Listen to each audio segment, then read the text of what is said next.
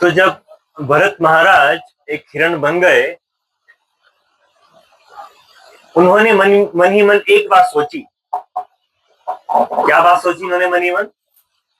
उन्होंने सोचा कि जब भी मैं अगला जन्म लूंगा तो मैं किसी से भी कोई भी आसक्ति नहीं पालूंगा और इस संसार में एक पागल व्यक्ति की तरह रहूंगा, एक जड़ वस्तु की तरह रहूंगा। ये भावना को लेके आते हुए उन्होंने अपने प्राण त्याग दिए।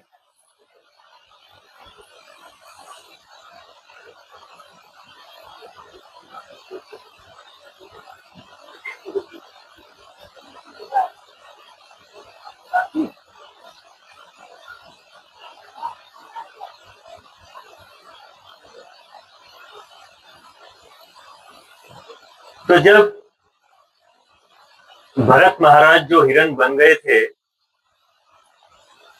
उन्होंने अपने प्राण त्यागे। उसके बाद उनका जन्म हुआ एक बहुत वरिष्ठ ब्राह्मण के घर पर और उनका नाम पड़ा जड़ा भरता। वो क्या बन गए? जड़ भरत। जड़ मतलब एक जड़ वस्तु, एक पेड़ की तरह जो खड़ा रहता है, और भरत, उनके पास एक बहुत ऊंचे स्तर का आध्यात्मिक ज्ञान हो गया था। इसलिए बोलते हैं कि जो भी हम आध्यात्मिक रूप में कमाते हैं वो कभी भी खोता नहीं है। तो जहां से उन्होंने भक्ति खत्म की थी अपने भरत वाले अवतार में, उन्होंने सेम जगह से अपनी भक्ति स्टार्ट करी जड़त भरत के अवतार, जड़त भरत के जन्म पर। पूरा आध्यात्मिक ज्ञान होने के बावजूद उन्होंने सबको ऐसा दिखाया कि उन्हें कुछ भी नहीं आता है। बिल्कुल जड़ की तरह रहे वो। नहाते नहीं थे, दातुन नहीं करते थे, जो मिल जाता था वही खा लेते थे। उनके 4 भाई थे, वो बहुत बड़े विद्वान थे। उन्हें सब प्रकार के अनुष्ठान करने आते थे, यज्ञ करने आते थे, लेकिन उन्हें कुछ नहीं आता था। उनके पिताजी ने बहुत संघर्ष किया उनको कुछ पढ़ाई लिखाई कराने का, लेकिन वो नहीं कर पाते थे। वो कर सकते थे लेकिन वो करना नहीं चाहते थे, क्योंकि वो इस संसार के किसी भी वस्तु व्यक्ति से दोबारा आसक्त नहीं होना चाहते थे। तो उनके पिता की मृत्यु का समय आया, उनके पिता की मृत्यु हो गई। जब उनके पिता की मृत्यु हुई, उनकी माता की मृत्यु हो गई, उसके बाद उनका कोई भी देखभाल करने वाला नहीं था। उनके जो 4 भाई थे, वो 4 भाई हमेशा उनको दुर्व्यवहार करते थे, क्योंकि दूसरी माँ के भाई बेटे थे वो। 2 पत्नियां थी उनके पिताजी की। दूसरी माँ के बेटे बहुत दुराचार करते थे और उनके मन में हमेशा भगवान का स्मरण चलता रहता था। ऐसा बोलते हैं, शास्त्र में दिया गया है कि जब एक ऊंची अवस्था प्राप्त कर लेते हैं जीवन में, भक्ति आध्यात्मिक जीवन में, तो आपके हृदय में हमेशा भगवान की लीलाएं चलती रहती हैं। मानो आपके हृदय में किसी ने एक टेलीविजन फिट कर दिया। आपका हृदय एक टेलीविजन बन जाता है और आपके हृदय में 24 घंटे भगवान की लीलाएं चलती रहती है। अब सोचिए, भगवान की लीला का स्मरण करने में कितना आनंद आता है। अगर 24 घंटे आपके हृदय में भगवान की लीला चल रही है तो आप किस स्टेज में पहुंच जाएंगे? आपका मन कैसा रहेगा? कैसी भावनाएं रहेंगी आपके हृदय के अंदर? कितने तृप्त रहेंगे आप हृदय के अंदर? ऐसा बोला जाता है कि यम लब्ध्वा चापरम लाभम मन्नतेनाधिकं ततः यस्मिन् स्थितेन दुःखेन गुरुरपि न विचालयेत्। भगवत गीता के 6 अध्याय में बोला जाता है कि जब आपने वो स्थिति पा ली, यम लब्ध्वा चापरम लाभम, जो लाभ आपको मिल गया वो स्थिति प्राप्त करने के बाद में मन्यतेनाधिकम ततः, आपको मन में लगता है कि इससे अधिक तो कुछ हो ही नहीं सकता। जैसे ध्रुव महाराज को लगा था भगवान के दर्शन प्राप्त करने के बाद में काचन विचिन्नम अपि दिव्य रत्नम, इसी प्रकार यस्मिन स्तेन दुखेन गुरुरोपी न विचालय, आपके जीवन में कितनी भी बड़ी दिक्कत आ जाए, कितनी भी उलझने में फंस जाए आप, कितने भी कठिनाई, कितनी भी परेशानी का आपको सामना करना पड़े, गुरुरोपी न विचालय, आप पे कोई विचलन नहीं होता है। जिस प्रकार एक समुद्र के अंदर अगर आप कुछ एक गिलास पानी डाल दें, समुद्र को कुछ फर्क पड़ेगा? कुछ हलचल मचेगी समुद्र के अंदर? कुछ भी नहीं। जब हमारा हृदय एक समुद्र की तरह बन जाता है भगवान की भक्ति करते करते, तो कितना भी दिक्कतें डालो उसके अंदर, लगता है कि एक गिलास आपने पानी डाला उस समुद्र के, कुछ भी हो जाए। तो वही स्थिति जड़ भरत की आ चुकी थी। अपने हृदय में वो इतने संतुष्ट थे, कोई कुछ भी करता था, कुछ भी उन्हें कोई इज्जत, मान, अपमान, लाभ, जया, विजय, इससे कुछ फर्क नहीं पड़ता था। भगवान श्री कृष्ण ने बताए हैं लक्षण भगवत गीता में कि स्थिता प्रज्ञा सा क्या भाषा, स्थिता प्रज्ञा का क्या व्यक्तित्व होता है। जो स्थित हो जाता है भक्ति में, अपने हृदय में स्थित रहता है आत्मा के स्तर पर, उसके क्या सिम्टम्स होते हैं। एक सिम्टम ये होता है, लाभ अलाभ हो उसे कोई फर्क नहीं पड़ता, लाभ हो रहा है अलाभ हो रहा है, जया विजय, मान अपमान, कुछ फर्क नहीं पड़ता, एक संभाव की स्थिति आ जाती है। तो जड़ भक्ति आ चुकी थी, कितना भी दुर्व्यवहार किया हो उनके भाइयों ने उनके साथ, कुछ फर्क नहीं पड़ा। उनको खेत जोतने के लिए डाल देते थे, शरीर बहुत खुश था, उनसे खेती कराते थे, खाने को कुछ नहीं देते थे, उन्हें फिर भी कुछ फर्क नहीं पड़ता। एक बार की बात है कि कोई जंगल के राजा, एक दैत्य लोग वहां पर रहते थे। एक प्रमुख दैत्य की कोई पुत्र संतान नहीं थी और उनके प्रीस्ट ने बताया, उनका भी पंडित जी होते हैं, तामसिक पंडित, उन्होंने बताया कि अगर आप किसी की बलि, कोई पागल व्यक्ति की बलि दे देंगे काली माता के सामने, तो आपको पुत्र की प्राप्ति हो जाएगी। तो दैत्य निकले हुए थे ढूंढने के लिए, कहां पे ढूंढे ऐसा व्यक्ति। उनकी नजर पड़ी जड़ भरत के ऊपर, इससे पागल व्यक्ति कौन हो सकता है, इतना अच्छा हस्तपुष्ट है, देवी बहुत खुश हो जाएगी। तो देवी खुश होके एक पुत्र की प्राप्ति, ये सोचते हुए बंदी बना लिया। उन्हें बिल्कुल भी कुछ रेजिस्ट नहीं किया, ले जाओ कोई बात, खुश खुश थे, हट्टे कट्टे थे, मार सकते थे, कुछ नहीं किया, ठीक है चलो। इतने समर्पित थे वो, जो भी आ रहा है यद इच्छा लाभ संतुष्ट हो, यद इच्छा अलाभ संतुष्ट हो, कोई लाभ हो रहा है कोई अलाभ हो रहा है, आने दीजिए, भगवान की सैंक्शन की बिना कुछ नहीं होता। एक पत्ता भी भगवान की मर्जी के बिना हिलता नहीं, भगवान ने ही भेजा होगा, चलो।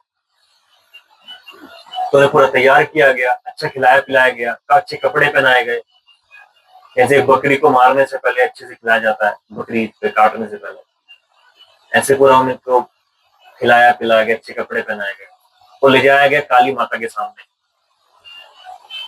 तो उनकी पूजा भी करी। उसी समय पंडित ने एक तलवार निकाली, तीक्ष्ण तलवार, कटते ही खून निकल जाए, और जैसे ही मारने वाले थे, उनका गला काटने वाले थे, उसी समय काली मां अपने स्वरूप में बाहर निकल गई अपनी मूर्ति से, और अपनी तलवार से सबको मार दिया। इतने वरिष्ठ वैष्णव का अपमान देख के दुर्गा मां रह नहीं पाई। सबसे पहले उस पंडित का गला काटा, उसका सारे देवताओं का गला काट के उनका खून पी रही थी।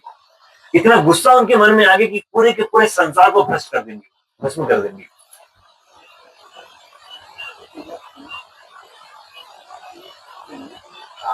तो ठाकुर जी ने बचा दिया। ऐसा बोला जाता है कि राखे कृष्णा मारे के, मारे कृष्णा राखे के। अगर भगवान कृष्ण आपको बचाना चाहते हैं तो कोई भी मार नहीं सकता है। कोशिश की मारने की भंजड़ों भरत को, नहीं मार। और मारे कृष्णा राखे के, अगर कृष्ण ने सोच लिया इसको मारना है तो कोई बचा नहीं सकता है। रावण ने बहुत कोशिश करी अपने आप को बचाने की राम जी से। शिव जी के बहुत बड़े भक्त थे, शिव जी के पास गए, बचा लो। पार्वती जी ने बोला तुम्हारा भक्त है, जाके बचाओ। उसने पंगा ही राम जी से ले लिया है, तो मैं आपको कुछ नहीं कर सकता। राम जी ने सोच लिया है कि इसको मार दो, उसको बचा नहीं सकता। तो राखे कृष्णा मारे के, मारे कृष्णा राखे के। अगर भगवान ने का आपके ऊपर प्रोटेक्शन है, रक्षा है भगवान की, तो आपको कुछ भी खरोच भी नहीं आ सकती जीवन के अंदर। ये विश्वास करना एक शरणागति का एक बहुत इंपॉर्टेंट प्रिंसिपल है। अवश्य रक्षिबे कृष्णा ए विश्वास पालना। वो विश्वास मन में जागृत करना कि अवश्य रक्षिबे कृष्णा, कृष्ण अवश्य ही मेरी रक्षा करेंगे। यही विश्वास पालना, इस विश्वास का पालन करना। 100% जड़त भरत अपने हृदय में उस विश्वास का पालन कर रहे थे। उधर से निकले जड़त भरत। क्या हुआ वहां पर, एक महाराज रहुगुणा करकर थे, उस राज्य में राज्य करते थे। उस राज्य के राजा थे। उनकी एक पलकी वाले का तबीयत खराब हो गई थी, और वो एक पलकी वाले को ढूंढ रहे थे जिसकी एक प्रकार की लंबाई हो और थोड़ा हट्टा कट्टा हो। दोबारा से सैनिक ढूंढने निकल गए, कहां से लेके आए पलकी वाले को। ढूंढते ढूंढते जड़ भर मिले, ले गए। चलो अभी ठीक है, पलकी वाले के पास आए, पलकी उठा ली रघुना की। लेकिन जब वो चल रहे थे तो थोड़ा डांस करके चल रहे थे, left right left right left right. रघुना परेशान हुए कि हो क्या रहा है, सही से चलो, सीधा चलो। बोलने के बावजूद भी कभी लेफ्ट जा रहे हैं, कभी राइट जा रहे हैं, सीधा नहीं चल रहा। भरत जड़ा भरत तो बहुत गुस्सा आ गया रघुगुणा को। रघुगुणा अपने पालकी से बाहर उतरे और बोला तुम्हें समझ नहीं आता है, मैं राजा हूं, तुम्हारा कर्तव्य है सीधा चलना, मेरे आदेश का पालन करना। मेरा आदेश का पालन नहीं करोगे तो इसी समय तुम्हें मार दूंगा। जैसे ही वो महाराज रघुगुण गुस्सा आया तो पहली बार जड़ भरत ने कुछ बोला, और बोला हे राजा, तुम सत्य कहते हो कि मैं तुम्हारा दास हूं और तुम राजा हो। मैं भी कभी राजा रहा हूंगा और तुम मेरे दास रहे हो। थे वो भरत महाराज थे। आज तुम राजा हो, कल मैं राजा बन जाऊंगा। प्रकृति का तो यही नियम है। ऊपर वाला नीचे आता है, नीचे वाला ऊपर जाता है। समय का चक्कर घूमता रहता है। चक्र में क्या होता है, जब घूमता तो नीचे वाला ऊपर आता है, ऊपर वाला नीचे आता है। क्या अभिमान करते हैं। हाँ तुम सही कह रहे थे, ये जो शरीर है ये तो शरीर में हूं ही नहीं, ये सही नहीं चल रहा। मैं तो एक आत्मा हूं, मैं तो एक शरीर हुई नहीं। तो ऐसे शब्द सुनकर महाराज रघुगुण उनके चरणों में पड़ गए और माफी मांगने लगे, रोते रोते, मुझे माफ कर दीजिए, मैं आपको पहचान नहीं पाया। तो इसलिए भगवत गीता में श्रील प्रभुपाद जी लिखते हैं कि किसी भी व्यक्ति के बारे में आप जब तक पता नहीं कर सकते जब तक वो बोलता नहीं है। कोई कितना भी सुंदर व्यक्ति हो, कोई कितना भी शालीन व्यक्ति हो, अगर वो बोलते हुए सब ग्राम में कथा करे,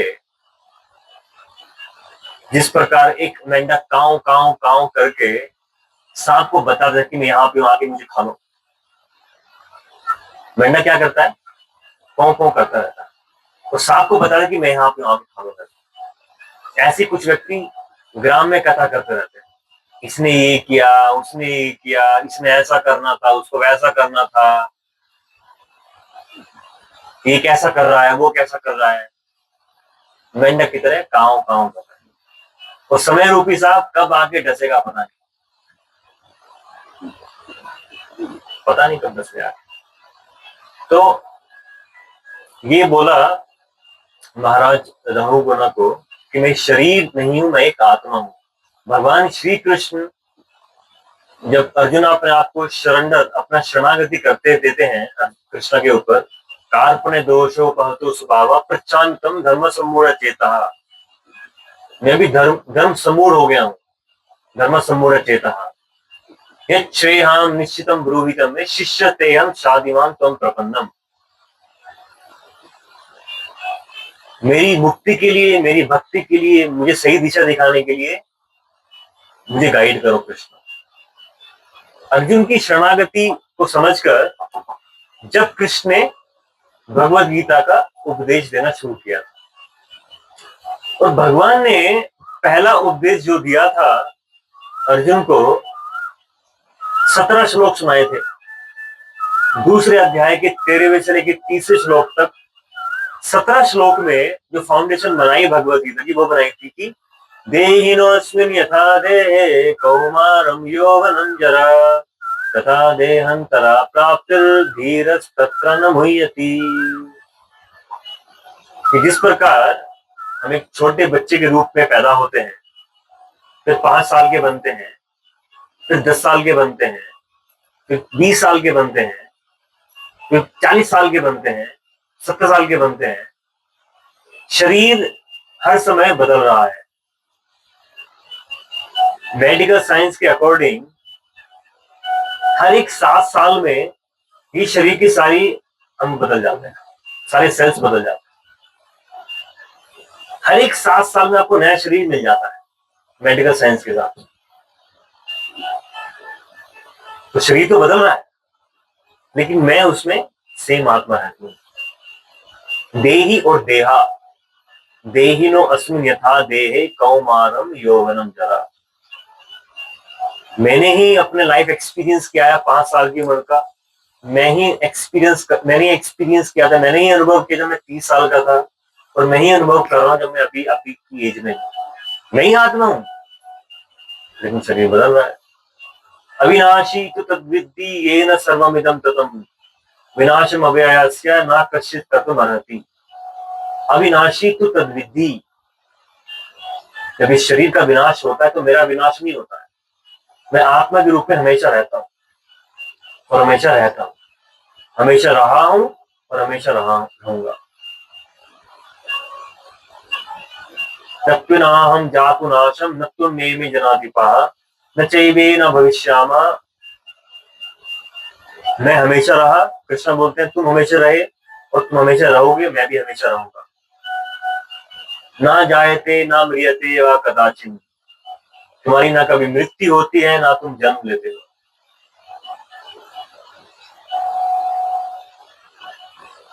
वाशांसि जीवनानि यथा विहाय, जिस प्रकार मान लीजिए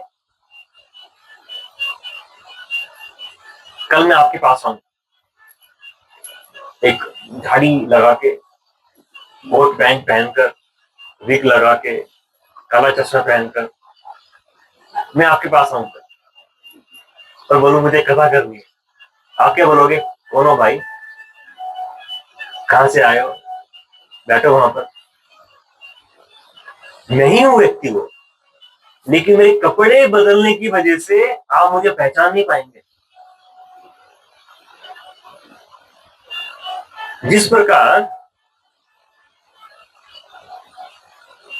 टेलीविजन मूवीज में एक एक्टर हर एक रोल में अलग अलग कपड़े पहन के आता है, तो आप पहचान नहीं पाते वो कौन है। माया जवनिका छन्नम अज्ञान दोक्षजभेयम न लक्ष्य से मूढ़ दिशा यतो नाट्य धरो विता। जिस प्रकार हम भगवान को पहचान नहीं पाते जब भगवान अलग अलग रूप में आते हैं, इस प्रकार हम खुद को भी पहचान नहीं पाते। ये शरीर जो है भगवान बताते हैं वाशान से जीर्णानी यथा विहाया, ये शरीर एक कोट पैंट की तरह है आत्मा का। एक जीवन में एक कोट पैंट मिलता है, शरीर मिलता है, अगले जन्म में चेंज हो जाता है। अगर कोई भी व्यक्ति या आपका बहुत परम दोस्त होगा जिसकी मृत्यु हो चुकी होगी, अगर वो दूसरा शरीर लेके आपके सामने आएगा, आप उसको पहचान पाओगे? नहीं पहचान पाएंगे। तो यही शिक्षा महाराज रघुगुणा ने महाराज रघुगुणा को मिली जड़ा भरत द्वारा, और ये बताया गया कि किस प्रकार हम अपने आप को पहचान सकते हैं। जीवन का असली उद्देश्य क्या है? हमें अपने आप को पहचानना। अगर मान लीजिए आपके सामने एक शीशे के सामने आप खड़े हुए हैं, अगर आप एक शीशे के सामने खड़े हुए हैं, लेकिन वो शीशा टूटा हुआ है और गंदा है,